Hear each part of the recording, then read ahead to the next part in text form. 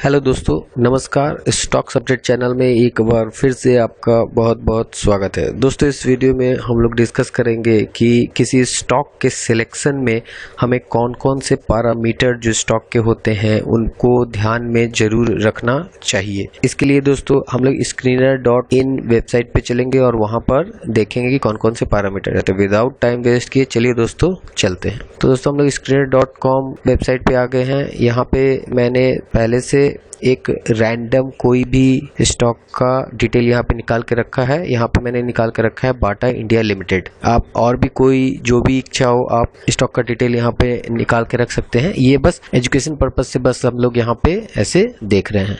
तो सबसे पहला जो इम्पोर्टेंट पॉइंट है दोस्तों वो हम लोगों को ध्यान में रखना चाहिए कोई भी स्टॉक सिलेक्शन से पहले, वो है मार्केट कैपिटलाइजेशन। मार्केट कैप अगर 10,000 करोड़ से ज़्यादा है या 15,000 करोड़ से ज़्यादा है तो अच्छा है। जनरली 2,000-3,000 करोड़ की जो कंपनी होती है वो स्मॉल कैप कंपनी होती है और मार्केट में जब सिचुएशन खराब होता है तो सबसे पहले स्मॉल कैप कंपनी ही बर्बाद होती है। तो यह एक अच्छा प्रैक्टिस रहेगा। 10,000 करोड़ से ऊपर का मार्केट कैप जिसका हो उस कंपनी को आप सेलेक्ट करें अपने पोर्टफोलियो के लिए। इसके बाद जो दूसरा पॉइंट है दोस्तों, करंट प्राइस और 52 वीक हाई और लो, ये भी काफी इंपॉर्टेंट होता है। इससे आपको जो स्टॉक है उसका एक प्राइस पता चल जाता है कि किस प्राइस पे वो फेयर हो सकता है। तो जनरली जो 52 वीक लो होता है वह एक सपोर्ट माना जाता है किसी भी स्टॉक के लिए, और ये कोई ज़रूरी नहीं है कि हर बार इस प्राइस पे आके वो स्टॉक ऊपर चला ही जाएगा, लेकिन हाँ एक सपोर्ट की तरह माना जा सकता है इस 52 वीक लो को। इसके बाद जो इम्पोर्टेंट पैरामीटर है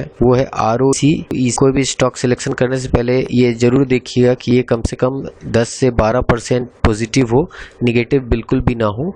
ROE जो है ये भी पॉजिटिव हो, 10 से 12% ये भी पॉजिटिव हो, ये भी बिल्कुल भी निगेटिव ना हो।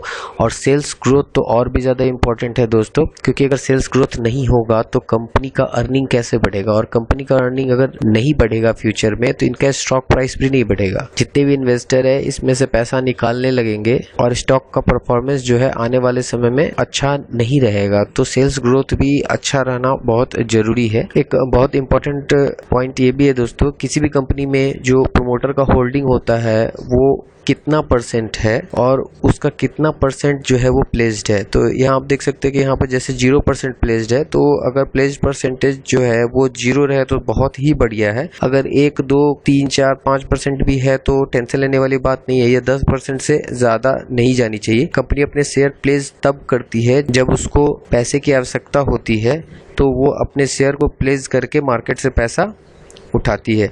तो अगर किसी शेयर में प्लेस्ड परसेंटेज ज़्यादा है, जैसे आपको काफ़ी स्टॉक मिल जाएंगे जिसमें प्लेस्ड परसेंटेज 50% से ज़्यादा है, 30% से ज़्यादा है, कुछ में तो 90% है, तो ऐसे स्टॉक से बिल्कुल भी बचिए। वो कभी भी बैंकरप्ट हो सकती है और आपका इन्वेस्ट किया हुआ सारा पैसा उसमें बर्बाद हो सकता है। इसके बाद जो मोस्ट इम्पॉर्टेंट पॉइंट है वो है डेप्ट। किसी भी कंपनी पे डेप्ट कितना है इसकी जानकारी आपको अवश्य होनी चाहिए, क्योंकि अगर बहुत ज़्यादा डेप्ट है तो कंपनी को हर साल इंटरेस्ट भी ज़्यादा देना पड़ता है, और जब एक कंपनी पे ज़्यादा डेप्ट आ जाता है और उसका परफॉर्मेंस अगर आने वाले समय में अच्छा नहीं होता है तो वो कंपनी को बहुत ज़्यादा दिक्कतों का सामना करना पड़ सकता है।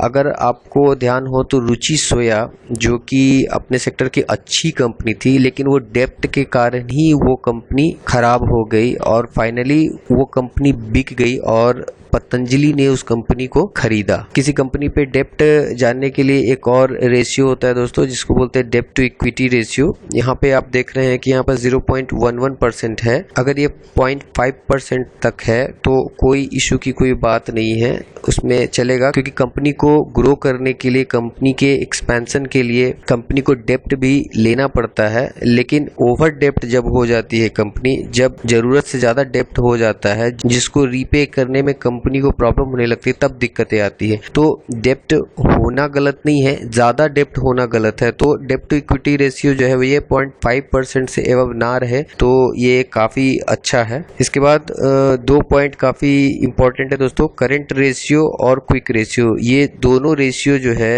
ये बताता है कि अभी करंट में कंपनी के पास कितना कैश है या इक्विवेलेंट टू कैश है। मतलब अगर आज के डेट में कंपनी को कैश की आवश्यकता हो तो कितना कैश वो इंस्टेंट या 2-4-10 दिन में इकट्ठा कर सकती है। तो करंट रेशियो यह हमेशा 1 से ऊपर रहे तो बहुत ही अच्छा है, क्विक रेशियो भी 1 से ऊपर ही रहे तो अच्छा है। इसके बाद दोस्तों एक जो इम्पोर्टेंट पैरामीटर ये भी है कि इंटरेस्ट कवरेज रेशियो, ये जो पैरामीटर है ये डेप्ट से रिलेटेड है। जब कोई कंपनी ज़्यादा डेप्ट में रहती है तो हम लोग इंटरेस्ट कवरेज रेशियो भी देखते हैं। इंटरेस्ट कवरेज रेशियो एक तरीके का कंपनी का कैपेसिटी बताता है कि इनका डेप्ट पे करने का कितना कैपेसिटी है। तो इसका वैल्यू जितना ज़्यादा हो उतना अच्छा है। इसका मतलब है कि कंपनी उतना कैपेबल है अपने डेप्ट को पे करने के लिए। अगर इसका वैल्यू 1.5 या 2 से अगर कम है तो आप इस कंपनी के बारे में और भी रिसर्च कर ले और भी देख ले कि कंपनी अगर डेप्ट में है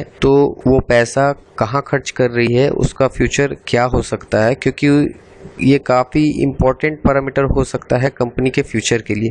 तो इंटरेस्ट कवरेज रेशियो जो है यह यहाँ पे 5 है तो ये इनफ है, ये बढ़िया है। और इस कंपनी पे तो डेप्ट भी नहीं है, लगभग 0 ही है, तो यहाँ पे ये चीज़ अच्छा है। इंटरेस्ट कवरेज रेशियो दोस्तों 2 से ऊपर रहे तो अच्छा है। तो ये एक मेरी छोटी सी कोशिश थी आपको कुछ पैरामीटर को बताने की जो आपको कोई भी स्टॉक या शेयर लेने से पहले आपको उस कंपनी में जरूर देखना चाहिए, जिसमें 3-4 पैरामीटर तो बहुत इंपॉर्टेंट है दोस्तों। जैसे कि जो प्रमोटर का जो होल्डिंग है उसमें कोई भी प्लेज्ड नहीं होना चाहिए, अगर प्लेज्ड हो भी तो 2-4-5% तो ज़्यादा प्लेज्ड ना हो। इसके अलावा कंपनी पे कितना डेप्ट है, डेप्ट फ्री कंपनी है तो बहुत अच्छी बात है। अगर डेप्ट है तो कितना है, जिसका अंदाजा आप डेप्ट इक्विटी रेशियो से लगा सकते हैं। अगर डेप्ट इक्विटी रेशियो 0.5 से कम है तो वो चलेगा। और उसके बाद डेप्ट से रिलेटेड ही आप इंटरेस्ट कवरेज रेशियो को भी देख सकते हैं। अगर ये 1.5 या 2 से कम है तो ठीक नहीं है, अगर 2 से ज़्यादा है तो ठीक है। इसके बाद आप लोग करंट रेशियो और क्विक रेशियो भी देख सकते हैं, जो कंपनी का अभी करंट का जो 1 साल है उसमें जो उसका फाइनेंशियल स्ट्रेंथ है उसको बताता है कि कितना कंपनी के पास 1 साल के अंदर कैश अवेलेबल हो सकता है। तो दोस्तों अभी के लिए बस इतना ही। अगर ये वीडियो आपको अच्छी लगी हो तो प्लीज़ लाइक करिए, दोस्तों के साथ शेयर करिए, इस चैनल को सब्सक्राइब करिए। और आपको किसी भी प्रकार का कोई भी जानकारी चाहिए स्टॉक मार्केट से रिलेटेड तो प्लीज़ कमेंट बॉक्स में लिख के बताइए। मैं पूरी कोशिश करूंगा कि उस पर जानकारी आपको अवेलेबल करा सकूं। Thank you.